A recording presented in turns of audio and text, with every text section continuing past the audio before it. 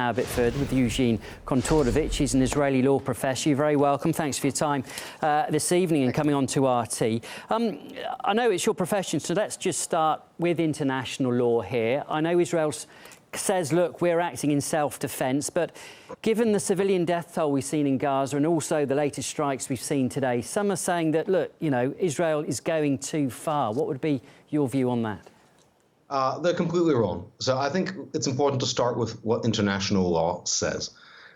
International law requires all combatants, Israel and Hamas, to adhere to the principle of distinction.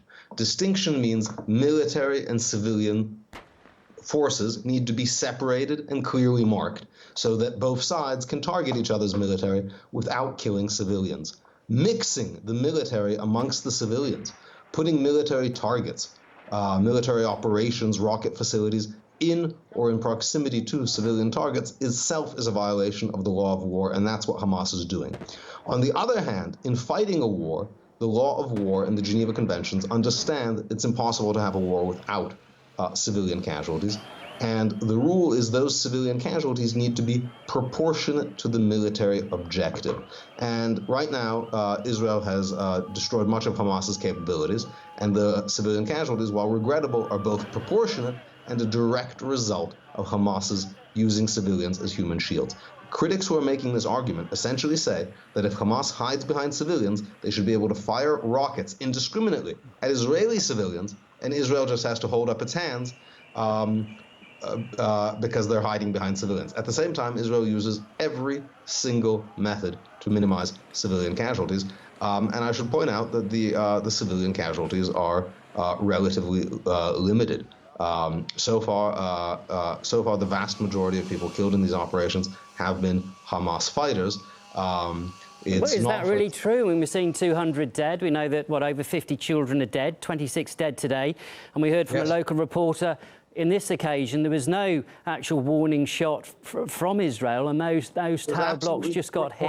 A warning shot. The fact that Israel sometimes warns people to evacuate sites so that it can destroy empty facilities and remove them from use does not mean it can't target militants without a warning. No other country gives a warning. This is a special, and Israel does not need to give a warning every time. Hamas figures are entirely unreliable, but it seems that the vast majority are indeed Hamas fighters. And again, what's required is only proportionality. International law does not say that, civilian, you can't have collateral damage, because every war has it. For example, in the Second Chechen War, some estimates said 200,000 civilians were killed in fighting between Russian and Chechen forces. Is that proportionate? Is it not? Each strike needs to be analyzed individually. But no one has ever fought a war without civilian casualties. And in this case, Hamas wants to have civilian casualties to generate the kind of coverage that we've heard for the past 15 minutes. Of course, they would obviously deny that, though. Given that we're just a week into this conflict, no side looks like it's going to back down. From your opinion, how long can this go on for? Well, I think in one way or another, it's going to go on forever. That is to say, Israel is probably not going to remove Hamas, because removing Hamas requires reoccupying, taking control of Gaza. And of course, Israel controlled Gaza from 1967 until 2005, when it evicted every single Jew living there to give the Palestinians what they wanted, territory with no Jews that they could govern themselves. That was supposed to bring peace. Now, it's clearly failed. But at the same time, after the trauma of evicting Jews from there, it's unlikely that Israel will take permanent control. So what this is it's a permanent sore in Israel's side, a situation that they cannot permanently rectify, they cannot permanently fix, and also a reminder of what happens when land is given to people who are going to elect a terrorist government. So this particular round of fighting is likely to end this week. But there will be more rounds of fighting because Hamas will remain in power, supported by European donations to the United Nations Relief Works Agency, which is largely staffed by Hamas operatives, by foreign money.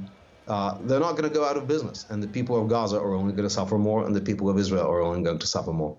It's very hard, isn't it, to pinpoint exactly where these tensions came from for this particular conflict, but many people said, look, it was events in East Jerusalem and the eviction of Palestinians there. In your view, do you think that there won't be any peace then in this region of the world until land disputes are solved? And it sounds like that's going to be very unlikely. It's very easy to pinpoint where this started. First of all, no Palestinians have been evicted. What is being discussed is a case that has been going on for 40 years, where Israeli property owners are attempting to exercise property rights against Palestinians who do not own the property, who are squatters, and who refuse to pay rent. After 40 years, there has not still been an eviction order, but the tensions clearly arise from the Hamas charter, which calls for an end to Israel. So when you have a government that calls for the end to Israel, it's not surprising that they periodically attempt to do that.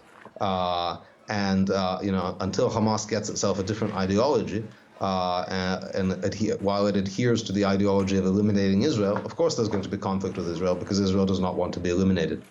OK, Mr. Kantorovich, look, we're going to have to leave it there, but good to get your perspective on all of this. That was Eugene Kantorovich. He's an Israeli law professor. Thanks for coming on. My pleasure.